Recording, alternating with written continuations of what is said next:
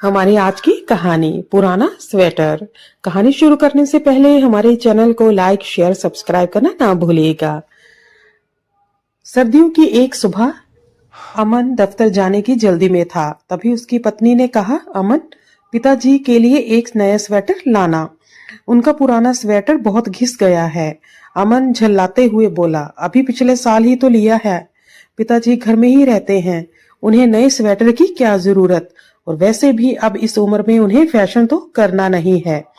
पास ही के कमरे में पिताजी ने ये सब सुन लिया। उन्होंने धीरे से अपनी अलमारी खोली और वह पुराना जगह जगह से रफू किया हुआ भूरा स्वेटर निकालकर पहन लिया। कुछ दिनों बाद पिताजी की तबीयत अचानक बिगड़ी और वे शांत हो गए। अंतिम संस्कार के बाद जब अमन उनके कमरे की सफाई कर रहा था तो उसे वह पुराना स्वेटर मिला। अमन ने उसे फेंकने के लिए उठाया, तभी उसकी जेब से एक छोटी सी चिट्ठी गिरी।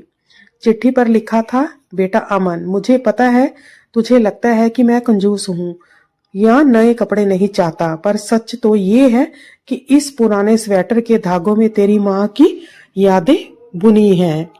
उसने ये स्वेटर अपने हाथों से मेरे लिए बनाया था। जब भी मैं इसे पहनता हूँ मुझे लगता है कि वो आज भी मेरे पास है। मैं नहीं चाहता था कि तेरे पैसे फजूल खर्च हों, इसलिए मैं नया स्वेटर नहीं मांगता था। अपनी माँ की इस आखिरी निशानी को संभाल कर रखना। अमन के हाथों से स्वेटर छूट गया।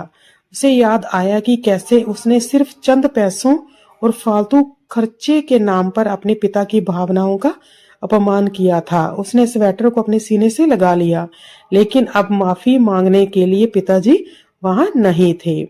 सीख, हम अक्सर माता पिता की जरूरतों को खर्चा और उनकी आदतों को पुरानापन समझ लेते हैं, लेकिन उनकी हर छोटी चीज के पीछे एक गहरा एहसास और औलाद के लिए प्यार छुपा होता है।